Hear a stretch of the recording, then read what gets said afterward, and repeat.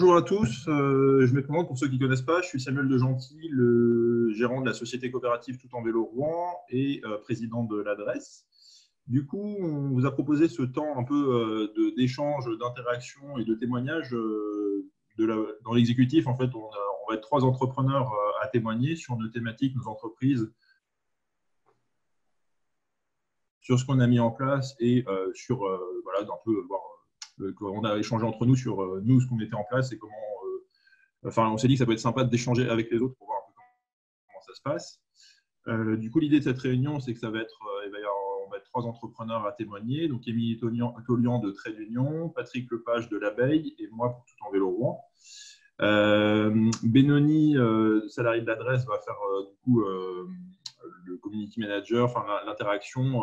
Voilà, il va y avoir un temps de témoignage au début, puis des questions. Il va vous expliquer ça. Et voilà, l'idée c'est qu'on part sur à peu près 1 heure de temps d'échange et qu'on voit où ça nous mène. N'hésitez pas si vous avez des questions ou des interactions. Top. Pour commencer, je vais tracer quelques points un peu techniques pour faciliter cette visioconférence. Déjà, je vois que certains n'ont pas leur prénom d'affiché. Vous pouvez changer vos noms en allant sur votre image, votre vidéo avec les 3 petits points. Vous pouvez renommer et si vous pouvez mettre vos prénoms au moins pour que ce soit plus facile pour nous de vous présenter si vous prenez la parole. Donc, les 3 petits points et renommer. Je vous informe aussi que la visio est enregistrée. On pourra la partager par la suite pour ceux qui n'ont pas pu y assister. Alors, ce temps de partage va être organisé sur plusieurs thématiques.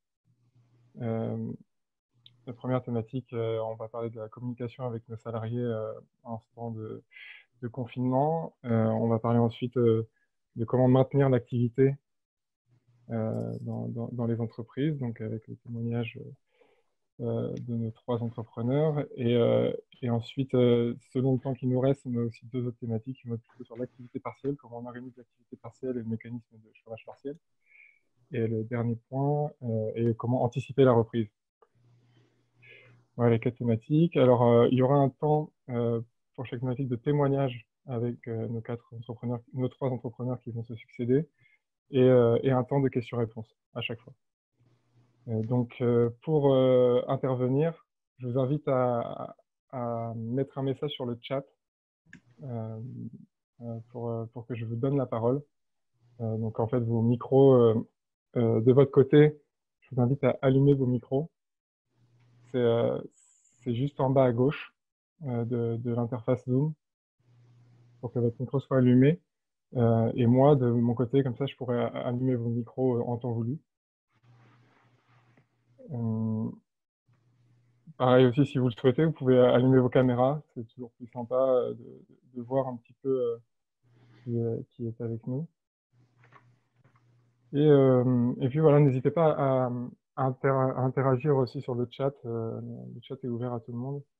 Vous pouvez réagir et rebondir sur les points et demander la parole dans les moments de questions-réponses. Est-ce que c'est clair pour tout le monde? Mettez-moi un petit mot sur le chat. Super.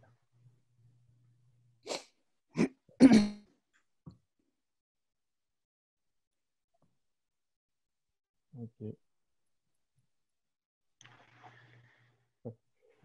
Super. Je fais un petit émoticône de Lola avec un pouce. Ok. Top. Donc, on commence avec le premier thématique. Donc, comment organiser la communication avec ses salariés? Comment s'organiser en interne, en fait, pendant ce confinement. Donc, je vais inviter Patrick à commencer un témoignage sur cette thématique-là et on pourra enchaîner ensuite avec Samuel et ensuite Émilie, si vous voulez bien. Ok, je prends le relais. Merci Benoni. Juste 3 mots peut-être sur nos structures au fur et à mesure qu'on aura la parole. Donc, l'Abeille que je dirige est une entreprise d'insertion. Nous sommes 74 salariés, dont à peu près la moitié sont des salariés en insertion. Et c'est probablement cette thématique-là qui a fait que le fait qu'on soit entreprise d'insertion qui a fait qu'on se soit particulièrement intéressé à la communication avec les salariés. Voilà, donc on intervient dans le second œuvre du bâtiment, peinture, placo principalement, revêtement de sol.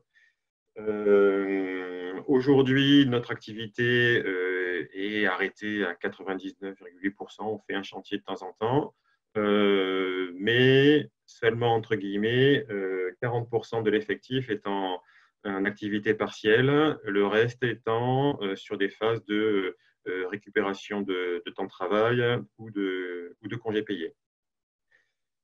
Donc, comme je vous le disais, il nous a semblé que l'aspect communication avec les salariés était celui qui était, quand on dit salarié, c'est salariés et toutes les parties prenantes, hein, que ce soit les actionnaires, les bénévoles qui gravitent autour de nos structures, les bénéficiaires, et nous a paru, surtout en tant qu'entreprise sociale, un des thèmes majeurs à aborder en début de cet échange.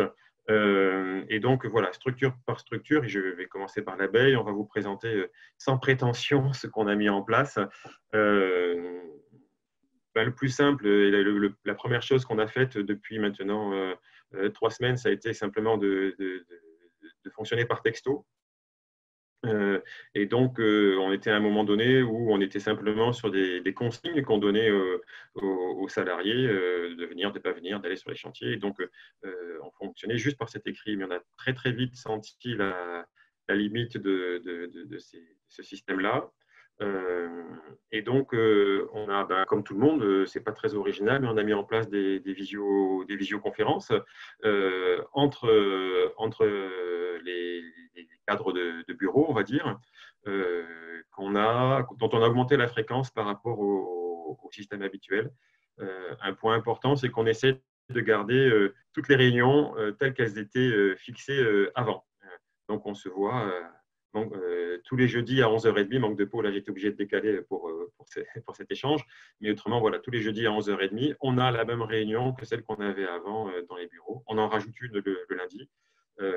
Et après, l'encadrement intermédiaire est missionné pour avoir un échange téléphonique avec chaque salarié. Donc, ça veut dire qu'on garantit que chaque salarié de l'entreprise a au moins 2 contacts téléphoniques par semaine avec l'équipe. Et on a énormément de reconnaissance exprimée de cette présence de l'entreprise. Étant entreprise d'insertion, la question est d'autant plus cruciale qu'on a quand même des gens en difficulté nécessairement sociale et pas seulement professionnelle. Et donc, en plus de ces 2 coups de fil faits par la hiérarchie, la personne qui s'occupe de l'accompagnement socio-professionnel appelle individuellement tous les salariés au moins une fois par semaine pour un contact plus de soutien humain. Les autres étant plus du relais d'information. Et évidemment, s'il y a des situations particulières, on assure un accompagnement plus précis. Et au début, on pensait qu'on ne pourrait pas aller plus loin que ça. Et puis, finalement, peu à peu, se met en place, et même avec des salariés en insertion, même avec des gens du bâtiment, on arrive finalement à récupérer, peu à peu, à aider tout le monde à avoir accès à une boîte mail, en mutualisant la Wi-Fi du voisin, je ne sais pas quoi, mais en tout cas, peu à peu, aujourd'hui, sur 74 salariés, il n'y en a plus que 4 qui n'ont pas d'accès à une boîte mail, alors qu'on pensait complètement inespéré de pouvoir arriver à un ratio de 80%. Et donc, ça veut dire que derrière, on peut commencer à communiquer différemment en envoyant, notamment, on a fait une première newsletter dans laquelle on essaie de profiter de ce moment où les gens sont confinés pour leur proposer des formations. Donc, la première fois, on a fait sur les domaines de la sécurité. Donc, avec un signal fort et important pour nous on continue à bosser ou en tout cas être prêt à bosser. C'est vrai qu'en ce moment, on n'est pas payé pour travailler, mais on continue à se former. Donc, sur des questions de sécurité, sur sur la première newsletter qu'on a fait.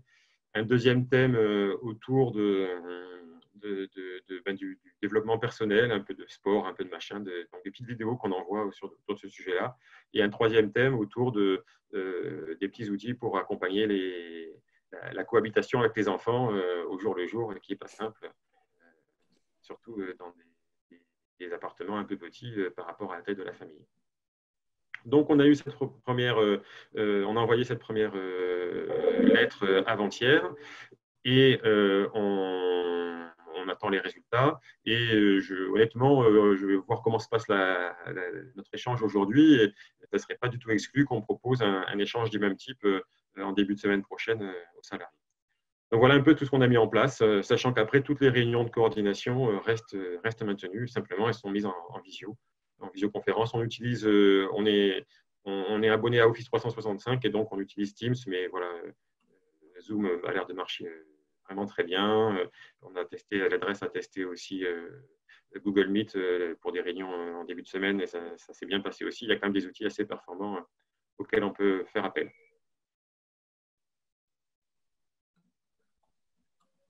Très bien, je vais prendre la suite du coup.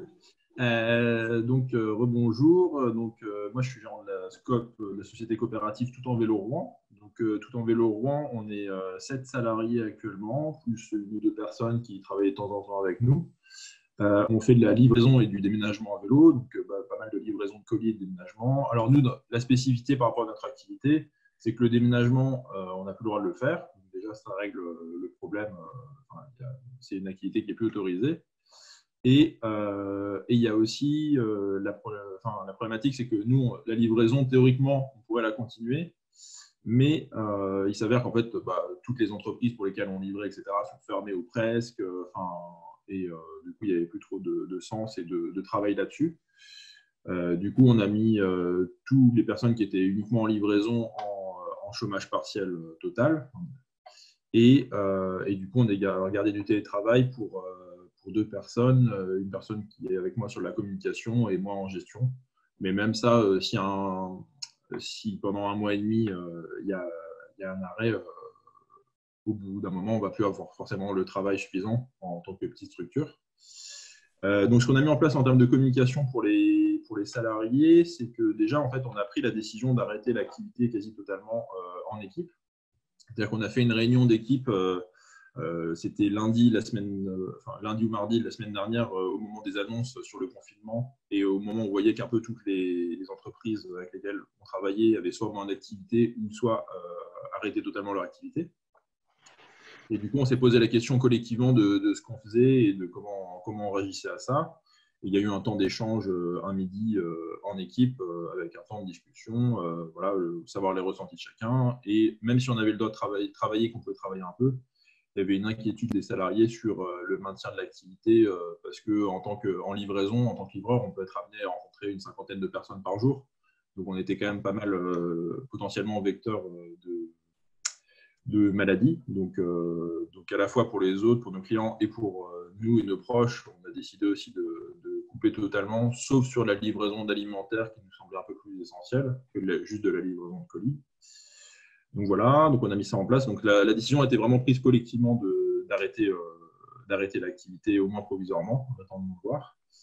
Et ce qu'on a mis en place ensuite, c'est qu'on a un groupe WhatsApp qu'on avait déjà avant d'équipe où du coup on met les informations. Moi, je transfère les infos dès qu'il y en a. C'est plus direct et plus vu que par les mails dans notre équipe.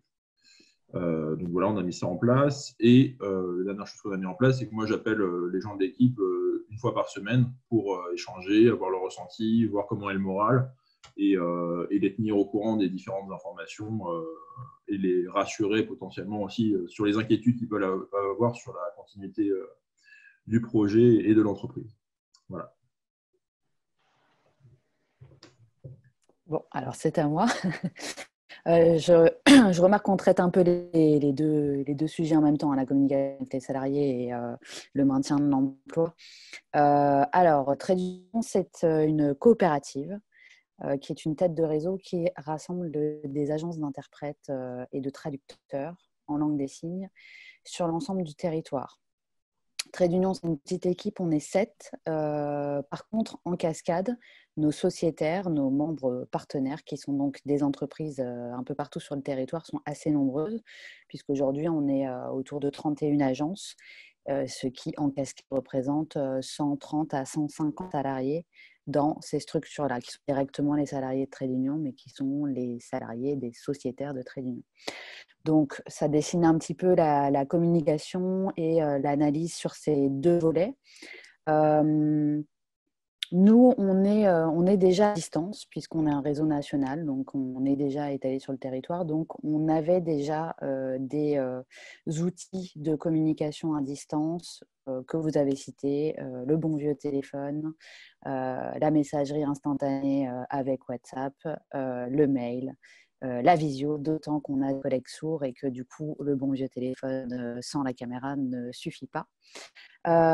Donc, on a plutôt dû pallier à garder nos formats dans une connexion correcte parce que quand même, les premiers jours, on a trouvé que on avait de temps en temps des problèmes de réseau, mais que là, c'était un peu plus accentué et faire de la langue des signes en espèce de rythme comme ça, c'est pas évident.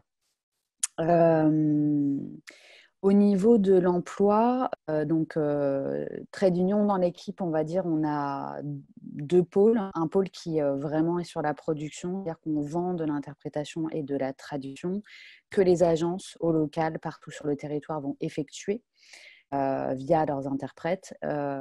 Donc ce pôle-là là est quasiment arrêté. En fait, les interprètes interviennent pour tout type de rendez-vous, pour des personnes sourdes qui ont des besoins dans leur vie personnelle, donc pour les particuliers. Sur cette partie-là, il y a très très peu de rendez-vous. J'y viendrai en dehors du médical, de la justice, sur lesquels on peut être réquisitionné. Après, il y a tout le volet professionnel. Donc, si les entreprises sont arrêtées ou ont mis en place du télétravail, il faut en plus qu'elles aient pensé à permettre à leurs salariés sourds d'avoir accès à distance à la communication, donc à la vidéo avec une traduction. Donc là, ça commence un peu à se complexifier pour des structures qui ne sont pas outillées avec ces différents dispositifs. Et puis après, on a tout le volet institutionnel où vous le voyez, on n'a quasiment jamais eu autant d'interprètes à la télé pour les retransmissions de discours de nos ministres, secrétaires d'État. Ils ont mis quelques semaines avant de comprendre qu'il fallait arrêter de mettre des bandeaux en plein milieu de la tronche de l'interprète, le grossir un peu plutôt que tout petit sur les écrans. Mais voilà, ça en tout cas, il y a eu un gros travail de fait et ça, c'est le lien aussi avec les bénéficiaires, avec les personnes sourdes qui ont fait remonter qu'il y avait un gros risque de ne pas avoir d'accès à l'information et surtout à la compréhension de ce qu'il faut faire dans cette situation-là. Voilà, donc du coup, on va dire en production, si je prends les 31 agences affiliées, mais on est aussi en lien dans le réseau, c'est un métier où on se connaît un petit peu tous. Les agences sont quasiment toutes arrêtées. Certaines ont pris la décision de totalement fermer, considérant qu'il n'y avait absolument pas assez d'activité pour maintenir de l'emploi. D'autres ont gardé un temps de permanence et c'est une vraie problématique dans le métier puisque nous ne sommes pas payés sur astreinte alors qu'en fait au réel ce qu'on effectue ce sont des astreintes, c'est-à-dire qu'on est en veille et on est disponible pour pouvoir intervenir si on est réquisitionné et qu'on doit venir sur place ou même traduire à distance. Donc aujourd'hui c'est le cas sur les CHU, il y a pas mal d'unités de soins qui forcément, là, je ne vous raconte pas, vous êtes sourd, vous êtes accueilli par un médecin qui a des lunettes, un masque, des gants. Donc, pas possible de lire sur le visage. On n'est pas censé se transmettre des documents, donc pas possible d'écrire. Donc, il y a une vraie problématique à ne serait-ce qu'expliquer, rassurer des patients qui n'entendent pas dans le cadre de la prise en charge médicale. Il y a aussi des choses qui n'ont pas été suspendues, je pense à la justice, et qui fait qu'on doit aussi potentiellement, les interprètes se rendre dans certains lieux, les maisons d'arrêt ou certaines audiences qui ne sont pas décalées, même si quand même il y a une grosse réduction de ce point de vue-là. Du coup, on a réduit au maximum le temps des salariés qui intervenaient sur la production, puisqu'il y a peu de demandes en production. Les autres salariés, on est plutôt sur la partie animation, administration, et faire du lien communication avec nos sociétaires, nos fournisseurs, les partenaires au sens large. On est rentré dans un programme d'accompagnement avec le French Impact et donc certains ministères. C'est un dispositif qui accompagne l'innovation sociale. Donc, on essaye aussi en fait de faire le lien avec des hauts fonctionnaires, ne serait-ce que parce que tout ce que je viens de vous expliquer brièvement sur comment ça se passe en cascade pour nos bénéficiaires qui sont principalement les personnes sourdes, ils n'ont pas pensé au départ. En fait, ils n'ont pas du tout pensé à ça. Et on a eu un très bon exemple dans l'Est. La situation sanitaire est particulièrement compliquée. Il y a eu un rassemblement évangéliste qui, a priori, était un départ important parce que les gens se sont rassemblés. Il y a eu des gens contaminés et après, il y a eu des contaminations en chaîne.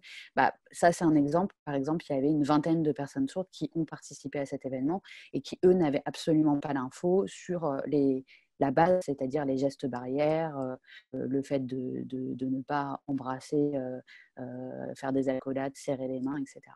Donc, on essaye aussi de faire le lien, en quelque sorte, du point de vue institutionnel, pour faire la promotion de l'accès à l'information, pour aussi, dans la continuité de service, mettre en place, que ce soit pour l'enseignement, pour les numéros d'appel, pour avoir des renseignements sur le Covid, sur comment appeler un médecin à distance, etc., le rendre accessible aussi, puisque sinon, c'est toute une part du service public qui s'organise, mais qui n'est pas pour ces bénéficiaires-là. Voilà, on a mis en place du coup une communication qui a plusieurs étages, que ce soit à l'intention donc plutôt des salariés, plutôt de nos fournisseurs associés ou des bénéficiaires. On utilise un petit peu tous les outils, y compris les réseaux sociaux, où là on va être sur une communication parfois plus informelle et où je l'entendais tout à l'heure. Patrick disait, voilà, on donne des trucs pour comment s'occuper de ses enfants, faire des activités, comment garder une activité physique. On prend le parti aussi de ça, c'est-à-dire aussi d'avoir une communication qui redonne un peu le sourire parfois, fait rire, donne des informations bien évidemment calées, vérifiées, mais aussi va sur un terrain où on est sur un truc un peu convivial, on essaye de se donner un petit peu de sympathie dans ce moment-là. Voilà, j'arrête parce que qu'il y ait aussi des échanges et des questions. Ok, merci. Pour l'instant, je ne vois pas de réaction. Puisqu'on est en train de traiter les deux thèmes à la fois, je peux moi compléter sur la partie maintien d'activité et puis encourager tout le monde à, soit s'il y a des témoignages, soit s'il y a des questions, à participer à la fois sur le sujet donc, des difficultés à maintenir l'activité et puis les idées en matière de maintien d'activité ou de communication avec les salariés ou les parties prenantes. Sur l'activité, nous, effectivement, on était au démarrage sur tenter de maintenir coûte que coûte un minimum d'activité avec la conscience, à notre petite échelle de toute petite PME, la conscience de dire qu'il faut qu'on continue à contribuer à l'activité économique nationale. Clairement, devant l'incohérence des discours qui ont entraîné, surtout dans le bâtiment, vous les avez entendus, les chamailleries qu'il y a eu la semaine dernière et en début de semaine, devant aussi les postures de pas mal de grosses structures qui ont pas trop cherché à comprendre et qui ont tout fermé, tout le monde en chômage technique sans finesse. Et donc, devant au final l'inquiétude des salariés, on a arrêté quasiment toute l'activité mercredi soir. Et depuis, on ne fait que des dépannages lorsqu'il y a vraiment un locataire qui entre et un sol vraiment pas décent. Et donc, on y va. On va sur des situations très ponctuelles. On reste disponible aux salariés qui nous sollicitent, évidemment, surtout que là, on arrive pas loin de la période de paye. Donc, voilà, les inquiétudes dont parlait Samuel, eh ben, elles ressortent fort en ce moment. Combien je vais toucher à la fin du mois, etc. Comment, sous quelle forme, et ma prime de panier, est-ce que je vais pouvoir la récupérer, etc. Enfin, toutes les questions propres au bâtiment ensuite. Mais donc, beaucoup d'accompagnement autour de ça. Et puis, de la présence auprès des clients qu'on essaie de garder mobilisés en leur rappelant qu'ils ont aussi une sacrée responsabilité en nous confiant du travail et donc en restant en capacité de nous et ça prend aussi du temps et donc être capable aussi de répondre aux clients quand ils arrivent. Donc effectivement, toute l'équipe administrative, nous, est mobilisée, quel que soit son statut officiel, que ce soit des congés, que ce soit du télétravail, ou voilà, immobilisé pour pouvoir répondre aux clients et pouvoir leur rappeler qu'il faut à tout prix qu'ils continuent à nous confier du travail pour qu'on puisse le reprendre indépendamment de la vraie reprise de l'activité. Voilà, pour l'instant, on espère encore, dès qu'on aura dans le bâtiment, on attend un protocole de sécurité qui nous était promis pour mardi, puis pour mercredi, puis voilà, on l'attend aujourd'hui. Ça se comprend, hein, c'est compliqué à monter, il faut l'accord des parties, etc. Donc, c'est normal que ça prenne du temps. Mais voilà, pour essayer de reprendre l'activité dès qu'on pourra, dans les conditions avant toute sécurité des salariés, mais juste derrière de conscience de la responsabilité qu'on a en tant qu'employeur. Patrick, on a une question de Vincent qui voudrait que tu reprécises le cœur d'activité de l'abeille. Vincent Grenet. D'accord. Donc notre activité, c'est principalement aujourd'hui, on est 50 peintres, hein, donc peintres et soliers, et 10 menuisiers plaquistes. On intervient soit sur des chantiers qu'on appelle forfaitaires, donc avec un début et une fin, soit sur des marchés à commande dans le cadre principalement pour des bailleurs sociaux qui nous appellent en nous disant il y a un locataire qui est parti à telle date, il y a à repeindre la cuisine, à changer le WC et puis refaire le sol du salon. Vous avez 15 jours pour faire ça. Et c'est cette partie-là de l'activité qui s'est complètement écroulée puisque il y a évidemment beaucoup moins de mutations. Et puis, de toute manière, il n'y a plus de visites contradictoires d'état des lieux de sortie. Et donc, il n'y a plus de commandes de travail, autre que pour les entrants qui étaient prévus de longue date. Et là, il faut à tout prix honorer les chantiers. Merci. Une question de François.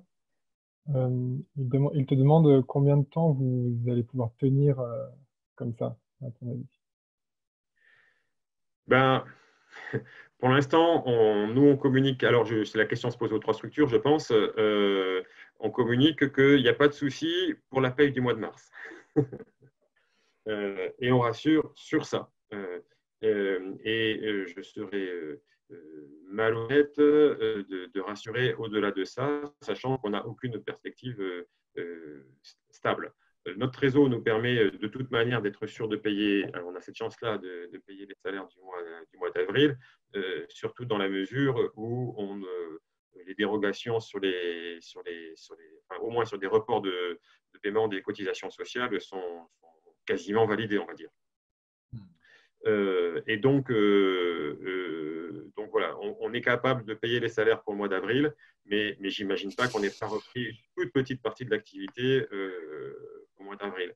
Après, dans des conditions qui seront, je pense, vraiment pas rentables, mais j'ai vu des gens qui augmentaient leur prix. Voilà, je trouve pas ça du tout responsable.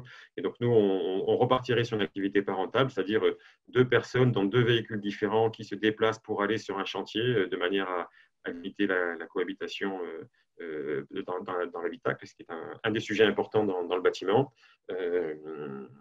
Et des organisations très spécifiques de tout ce qui est prise de consignes et après récupération des matériaux nécessaires pour travailler et après sur place dans la manière d'opérer lorsqu'on doit positionner une porte, il faut être 2 à porter la porte et on est à moins d'1 mètre.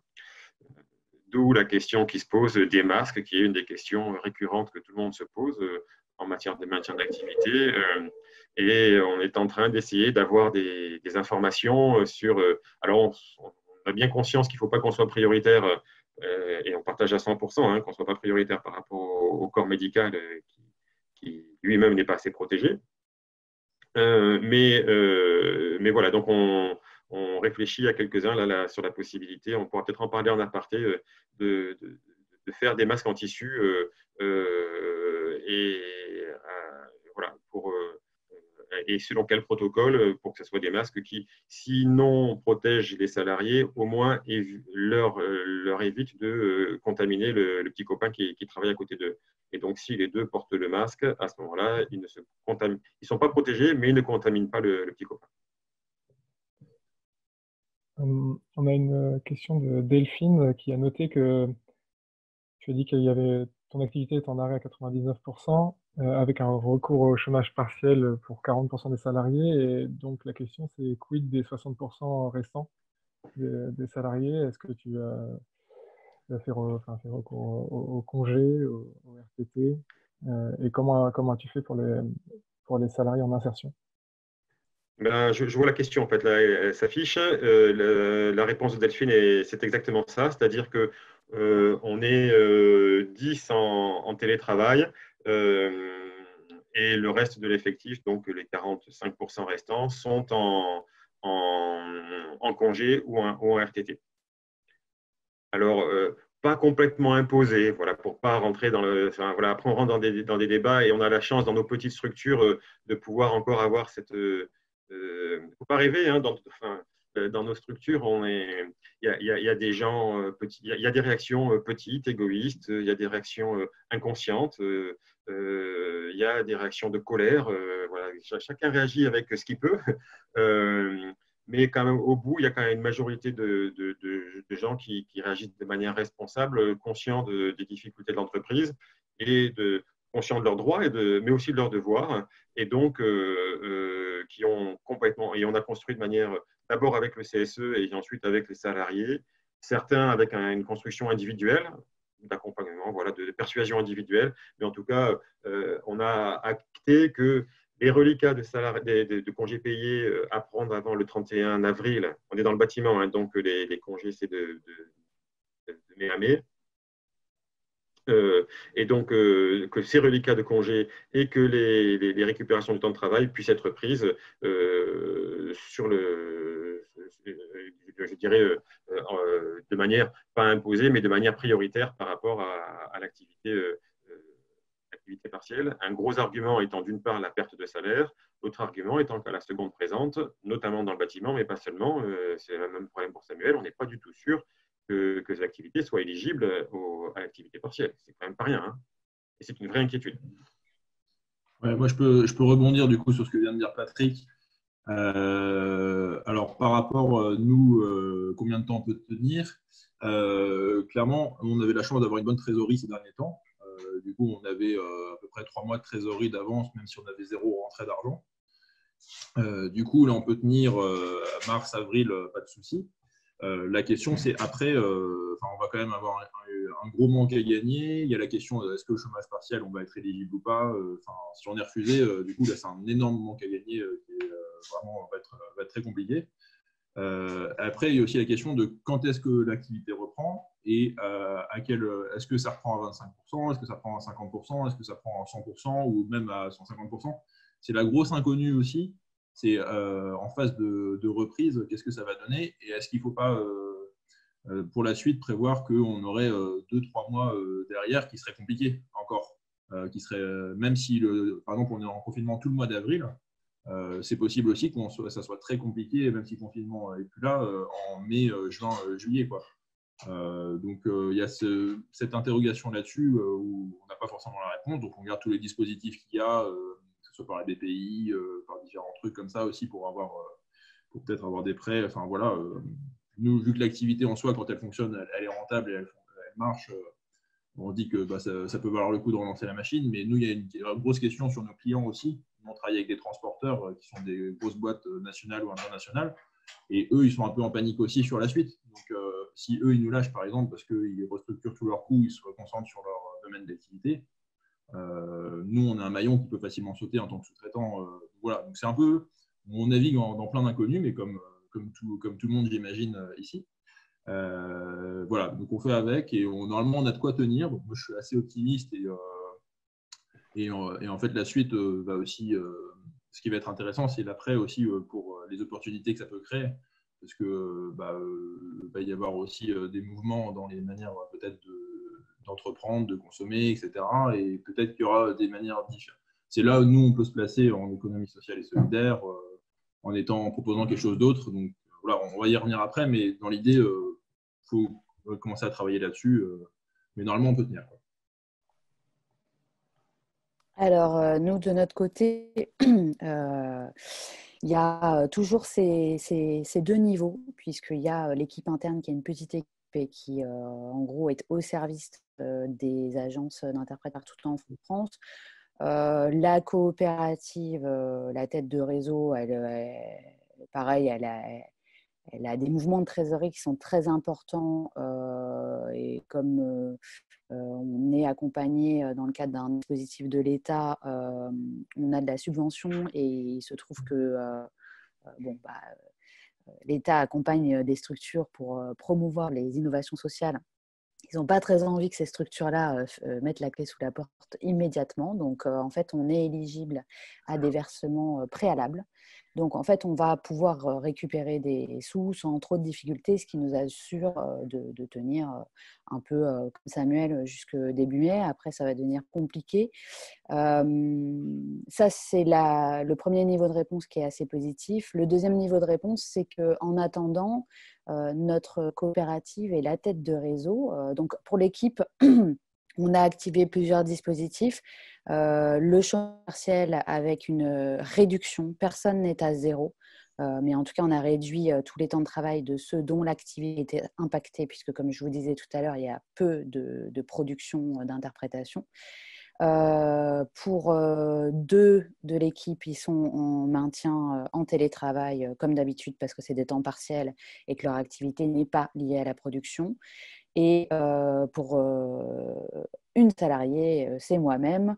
C'est un peu l'usine à gaz, mais je suis en arrêt pour garde d'enfants fractionné, c'est-à-dire que parce que le télétravail justifié de ne pouvoir pas télétravailler, eh bien, je vous le donne, c'est un enfant de 4 ans. Voilà, télétravailler avec un enfant de 4 ans à la maison, c'est compliqué. Donc, on s'est organisé aussi à la maison pour avoir des journées où vraiment on se consacre, si je puis dire, à télétravailler. Et donc, l'autre garde l'enfant. Voilà. Ça, c'est pour l'équipe.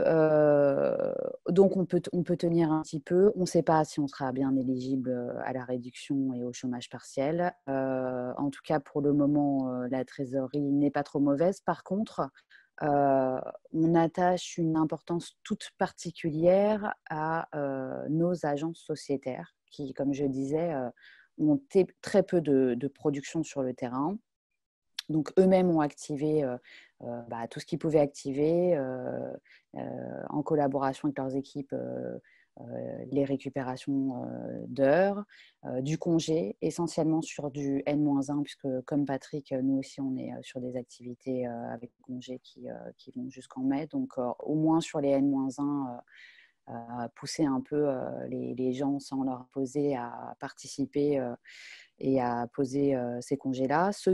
Donc, j'ai vu une question de Sophie autour des congés qui avaient été posés officiellement. Les congés qui sont posés, le salarié a le droit de demander de les décaler ou de les annuler, mais c'est l'employeur qui décide. Bon, justement, là, le travail il a plutôt été fait dans les agences pour dire l'un dans l'autre, on les conserve.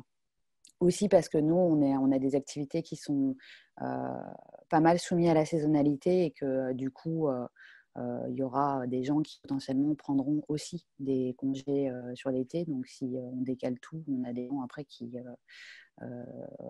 vont cumuler énormément et ce qui n'est pas sûr avec un redémarrage de l'activité de pouvoir aussi avoir les forces en présence pour relancer. Côté tête de réseau et trésorerie, en fait, nous, on s'est engagé à payer nos fournisseurs sur l'ensemble des missions qui sont exécutées. En particulier, ce qui continue d'exister, c'est l'interprétation à distance. En fait, on est une centrale d'achat pour des comptes ou du service public qui propose du relais de traduction via une plateforme à distance, donc de la visu-interprétation, on appelle ça.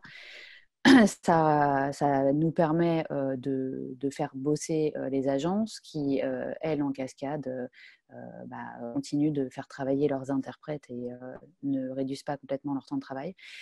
Comme je vous disais, on essaye de faire bouger les choses sur certaines problématiques très spécifiques comme l'accès aux soins, à des échanges avec des médecins, etc. On l'a mis en place, on est en train de mettre en place des choses gratuitement. Voilà. Clairement, on ne sait pas si on sera payé de ces choses-là, mais on considère que en tant qu'entrepreneur social, il y a aussi l'objet qui prime avant la prestation. Et nous, on existe, comme je le disais tout à l'heure, que par nos fournisseurs. Donc, en fait, c'est la coopérative qui absorbe cet effort et cette solidarité. Mais de toute façon, la coopérative, elle est financée par les gens qui fournissent les prestations et font remonter de l'argent ici. Donc, c'est là où je disais on peut tenir un moment. Si en même temps, on se retrouve à payer des fournisseurs, sachant qu'on n'est pas payé par des clients ou par les pouvoirs publics pour effectuer ces missions, là, on va réduire le temps assez rapidement. Donc, on verra. En tout cas, on se dit que l'important, et c'est comme ça qu'existe la structure, en fait. C'est une tête de réseau qui n'est pas une marque qui agit comme une franchise auprès de ses sociétaires, c'est le contraire, c'est-à-dire qu'on est parti du bas, de chaque agence locale qui a mis des billes dans cette coopérative pour faire une tête de réseau qui est un porte-parole, qui est une centrale d'achat, qui organise en cascade. Donc on favorise ces agences-là et on reverse au maximum parce que certaines sont très petites et certaines n'ont absolument pas la vue que nous on a. Donc on est prêt même à faire des avances de trésorerie pour ces structures-là et voilà, ça va impacter ce que je vous disais initialement de combien de temps on peut tenir. Ok. Merci Lily. Je propose qu'on enchaîne aussi. Là, il y a eu plusieurs questions sur la mise en place du chômage partiel. Je vous propose aussi peut-être de répondre, Patrick et Samuel, dans vos entreprises sur la pose de congé en avance, la question de Sophie. Donc, le sujet du chômage partiel, la prise de congé en avance, et peut-être aussi, on peut se permettre d'étendre un petit peu sur les dispositifs de financement qui ont été mis en place. Et là, si dans vos entreprises, vous êtes concernés, vous avez déjà ciblé des aides que vous pouvez solliciter. Je commence. Ouais. Samuel. Ouais, Par rapport à la question de Sophie, ça dépend des modes de fonctionnement il y a certains domaines où il y a des caisses de congés payées extérieures et c'est le cas du bâtiment, extérieures à la structure. Et donc, au contraire, ça fait toujours ça de moins à sortir, puisque pendant que les gens sont au congé payé, l'entreprise n'a pas à les financer. Donc, au contraire, c'est plutôt un gain de trésorerie. C'est un avantage pour nous, ce qui n'est pas le cas pour une structure comme celle de Sophie, où là, les salaires, elle se prend les salaires en pleine poire. Mais comme à un moment donné, on n'a pas de date qui nous est donnée de paiement d'indemnisation du chômage partiel. On sait que on peut ne pas payer les cotisations sociales, c'est d'accord, dans tous les cas, que ce soit en congé payé ou que ce soit en activité ou en chômage partiel. Mais il faudrait bien sortir le pognon qui rentre dans la poche des salariés. Et ça, on n'a pas de date de versement de ces sommes-là. Avant de se poser la question du financement, j'ai vu une question qui passait aussi sur à combien on paye les salariés. Nous, on est sur une application stricte de la règle, sous réserve qu'on puisse en bénéficier, c'est-à-dire 100% du SMIC net pour les gens qui y sont, c'est une partie significative de nos salariés, et 84% du salaire net, enfin 70% du brut, pour les salariés qui sont au-dessus du SMIC. On n'est pas sur une posture de rattraper l'écart entre les deux.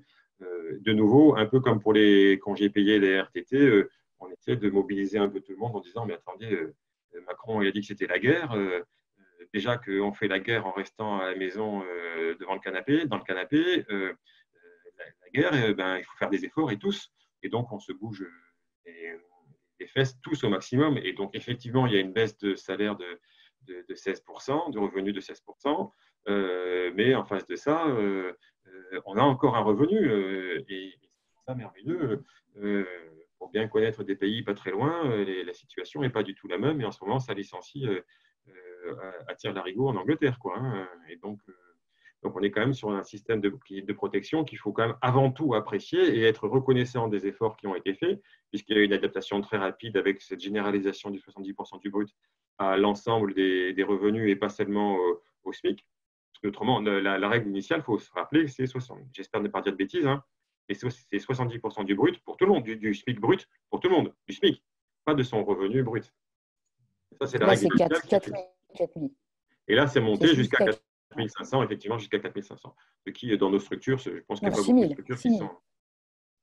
C'est monté jusqu'à 6 000 puisque c'est 4,5 SMIC. Ça fait 6 000 et quelques. D'accord. Donc, je ne pense pas qu'il y ait beaucoup de structures dans celles qui sont autour de la table qui soient vraiment concernées par le sujet du maximum. Voilà, donc après, j'étais ce matin avec notre banquier et qui me confirmait, je ne suis pas sûr pour le crédit coopératif, pour ceux d'entre nous qui y sont, mais pour notre banque qui est le CIC, qui me confirmait qu'ils avaient pris la décision d'un report automatique de plein droit. Et le crédit coopératif est en train de me faire un message, donc je vais essayer de vous donner la réponse avant la fin de la visio. En tout cas, déjà, les emprunts étaient reportés de plein droit jusqu'à 6 mois. Donc, ils avaient, et c'était, même si on souhaite continuer à payer, à ce moment-là, il faut qu'on fasse la démarche de demander à continuer à payer. Donc, ça, c'est le CIC. Crédit Coop, pour l'instant, je n'ai pas de position officielle. Ils m'ont demandé mon plan de trésorerie à 6 mois, comme si j'étais capable de le fournir. Donc, voilà. Mais peut-être que j'ai eu une information tout à l'heure. J'essaierai de vous la partager d'ici la fin de la réunion. Alors, Sophie dit que le Crédit Coop aussi propose des reports des échéances de prêt. D'accord. Bon, ben voilà. Donc, c'est une information plus précise que la mienne. Après, pour l'instant, donc le recours a priori auprès de la BPI semble assez simple. Il n'y a pas de raison, de ce que j'ai compris, de se précipiter. A priori, vu les masses mobilisées, d'argent mobilisé, il y en aura pour tout le monde. En tout cas, c'est ce qui se dit sur la place. Ne venez pas me voir dans 6 mois en me disant que je vous ai dit ça, mais voilà, en tout cas, de notre point de vue, en tout cas, pas d'inquiétude et pas de nécessité à mobiliser ces prêts de la BPI tout de suite. Soyons plutôt déjà profiter des dispositifs qui existent. Pour aller au bout de notre réflexion, on se demande même, c'est la question que nous a posée la comptable ce matin, finalement, est-ce que la solidarité ne va pas aussi jusqu'à payer une partie de nos charges quand on en a les moyens? Voilà, à voir. Moi, je serais plutôt sur une posture de dire bénéficions de tous les dispositifs qui sont offerts, de report de dépenses, négocions avec nos fournisseurs. Ceux qui, eux, de leur côté, ont aussi des baisses de frais, peuvent peut-être accepter des reports supplémentaires ou pas, ou être au contraire aux abois, comme citait Émilie tout à l'heure. Et donc, négocions avec nos principaux fournisseurs et clients. Allons faire le tour des trésors des clients. Assurons-nous que nos clients ne sont pas immobilisés parce que la comptable est en garde d'enfant ou est malade, ou le comptable, j'entrerai là-dedans, pour essayer de récupérer un maximum de fric, de trésor, et après seulement mobilisons les emprunts de la BPI garantis à 90%. Par rapport je vois qu'il y a des trucs là que Samuel a mis le site sur lequel on pouvait aller s'inscrire. Il faut un peu de patience. J'ai fait l'inscription, moi, il y a 8 jours et j'ai eu l'habilitation. Il y a plusieurs étapes, mais l'habilitation, je l'ai reçue hier. Ouais. L'habilitation, Ouais, je vois Guillaume qui hoche de la tête et Sophie aussi. Je pense que c'est une expérience Il y a, partagée. il y a à peu près une semaine de délai pour l'inscription sur le site activité partielle que j'ai mis en lien. Et encore, moi, au bout d'une semaine de délai, j'ai eu un mail en disant que c'était bon, mais sauf que j'ai pas reçu les identifiants. Je suis reparti pour une semaine le temps d'avoir les identifiants. Donc voilà. Après, il n'y a pas d'urgence, c'est rétroactif sous 45 jours, je crois. Donc ça doit se faire, quoi. Juste, j'enchaîne par rapport à la question qui était posée. Nous, on a décidé de maintenir pour le mois de mars au moins les salaires à 100%. On est sur des salaires assez bas. Du coup, on a fait le choix, au moins pour le mois de mars, de soutenir comme ça aussi les salariés et les récompenser. Enfin, sachant que c'est une décision collective, hein, on n'est que 7 et voilà, et c'est une décision collective pour les gens dans la société qui font tous du bon travail depuis un moment, etc. Donc, c'est une manière aussi de récompenser ça. Donc, ça, c'est un choix, effectivement. C'est peut-être un danger en termes de trésorerie, mais bon, on a fait ce choix-là. Et il y avait une autre question à laquelle je voulais répondre. Oui, et puis du coup, pour le côté l'activité partielle, c'est un peu flou aussi. Nous, vu qu'on est une activité, on est censé pouvoir continuer à travailler, mais bon, il n'y a pas de travail, donc voilà. Est-ce qu'on va être éligible et à quel point, j'avoue qu'on sera rassuré une fois qu'on aura l'argent sur le compte, mais avant, j'élabore un peu tous les scénarios et toutes les possibilités par rapport à ça, quoi. Donc, il faut se prévoir ça. Patrick, je crois que un tu petit voulais... complément Émilie, dans le dossier une fois qu'on a accédé aux différentes étapes pour aller jusqu'à l'activité partielle, il faut remplir, et ce n'est pas de plein droit hein, qu'on est en activité partielle, il faut remplir des justificatifs, dont la justification du pourquoi on est en activité partielle.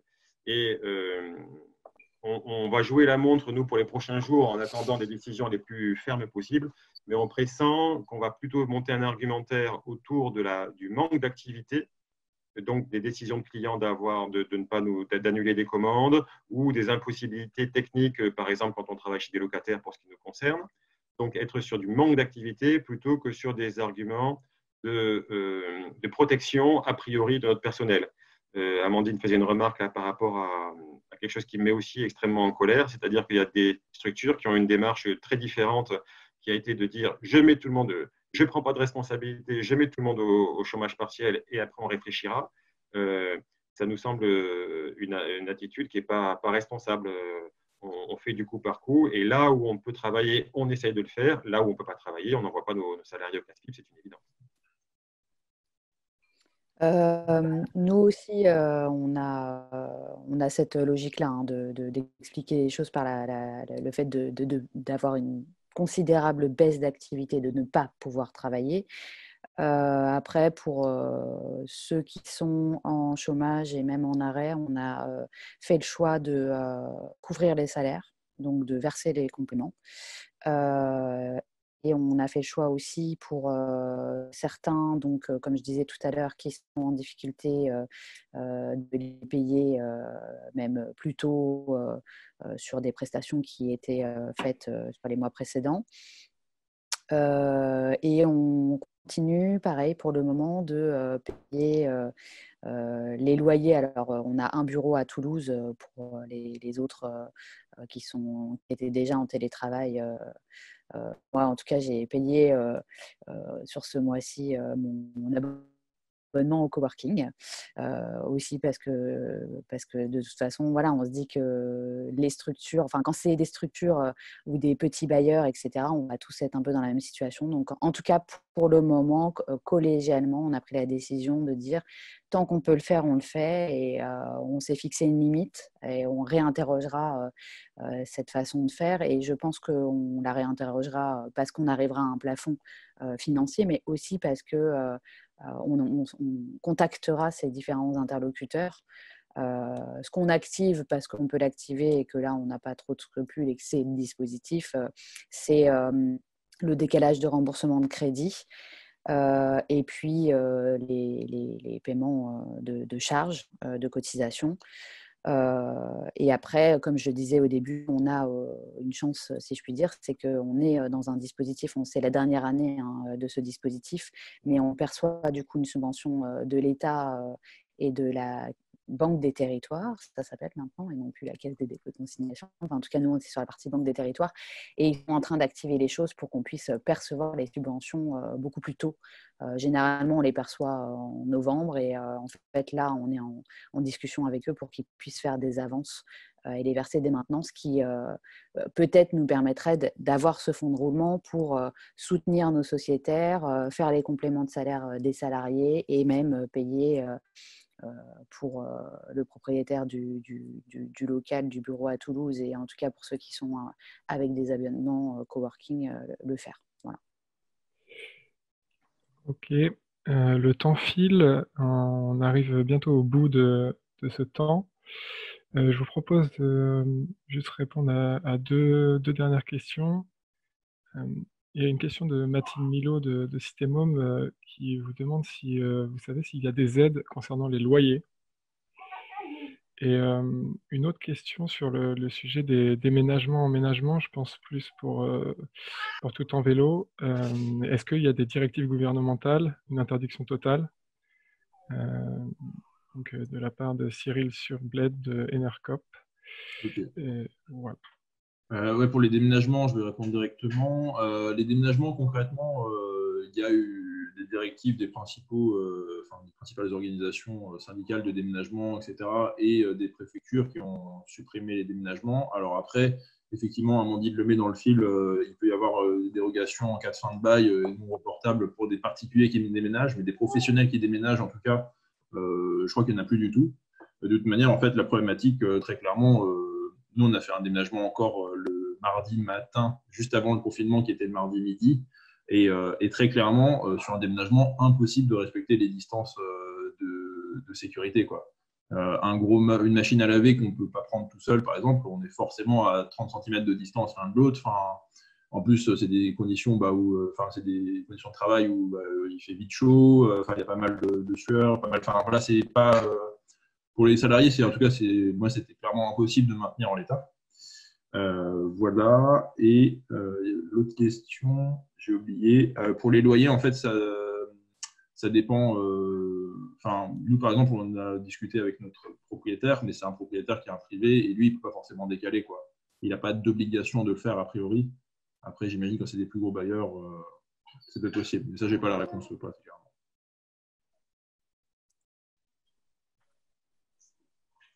Est-ce que Patrick et Émilie, vous avez quelque chose à ajouter sur ces questions? Je l'ai mis dans le fil là. Pour moi, il va y avoir des reports de loyer. C'est un sujet qui ne m'intéressait pas directement, donc je ne l'ai pas approfondi. Mais pour moi, il y a des reports de loyer, et pas seulement de loyer. Alors, chez Enercop peut être confirmé par rapport à l'électricité, mais en tout cas, ça a été annoncé sur l'électricité, le gaz et tout ça, qu'il y aurait aussi des reports sinon de facturation, mais au moins de reports de paiement. Annoncé, j'ai pas vu de texte. Est-ce que Cyril, pour Enercop, tu as quelque chose à...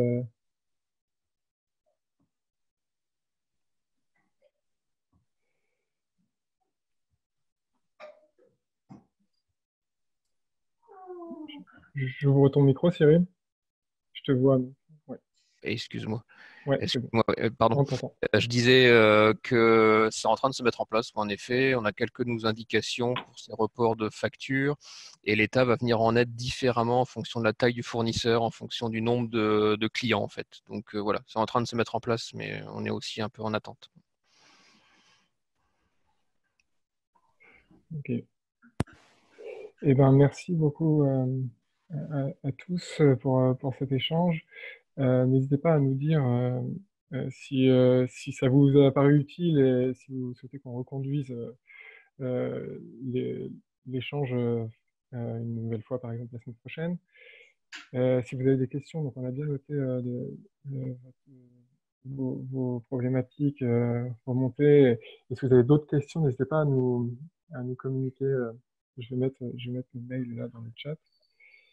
Et, puis voilà, je vous souhaite un bon courage à tous. Et puis, Oui, juste pour conclure, n'hésitez pas, en tout cas tous les entrepreneurs et tout qui sont là, qui sont dans les inquiétudes et tout, on a mis les numéros de téléphone des personnes de l'exécutif là, qui témoignent aussi. Il y a aussi, n'hésitez pas à faire appel à l'équipe salariée de l'adresse sur des questions pour avoir de soutien. Voilà, c'est forcément un moment où où c'est pas simple, où on est tous dans des problématiques qui sont assez importantes et qu'on n'a probablement jamais rencontrées dans nos structures. Mais du coup, vraiment, n'hésitez pas à contacter les personnes, que ce soit des entrepreneurs comme nous ou l'équipe salariée de l'adresse qui reste actuellement en télétravail et disponible.